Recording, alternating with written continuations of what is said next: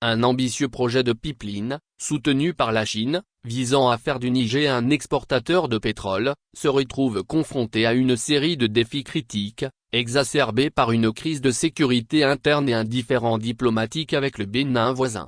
Le pipeline s'étend sur un 930 km, reliant le champ pétrolier d'Agadem, développé par des investisseurs chinois, au port de Cotonou au Bénin. Initialement conçu pour permettre au Niger, riche en pétrole mais enclavé, de multiplier presque par 5 sa production pétrolière, cet ambitieux projet a été facilité par un accord de 400 millions de dollars signé en avril avec la compagnie pétrolière nationale chinoise.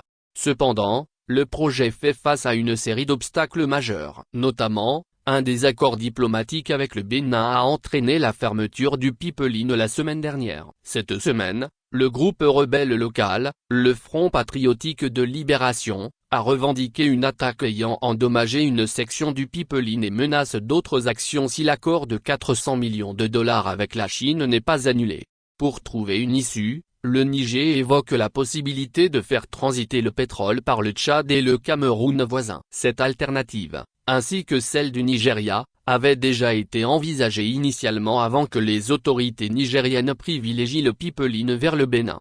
Selon Sedi Kaba, chercheur et président du Centre international d'études et de réflexion sur le Sahel, CIR, l'option de passer par le Tchad est complexe et incertaine quant à la réinjection des investissements chinois. L'option de passer par le Tchad n'est pas une solution simple, car cela nécessite la construction d'un nouveau pipeline et la recherche d'investisseurs. Les Chinois, déjà impliqués dans le pipeline vers le Bénin, seront-ils prêts à investir à nouveau dans celui vers le Tchad? Je doute que toutes ces questions aient trouvé réponse. C'est une option viable mais qui comporte de nombreux défis. Sa mise en œuvre ne sera pas aisée, a-t-il expliqué. Une préoccupation majeure réside dans l'impact potentiel de l'arrêt du pipeline sur la croissance économique globale du Niger. La Banque mondiale avait prévu que l'économie nigérienne, avec un taux de croissance projeté à 6,9% cette année, serait la plus dynamique d'Afrique, les exportations de pétrole étant un moteur essentiel.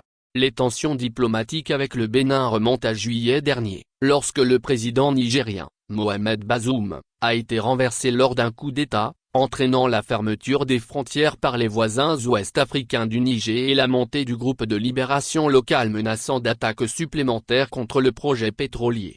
Les deux nations subissent des pertes économiques significatives, le Bénin se trouvant également privé de millions de dollars en frais de transit.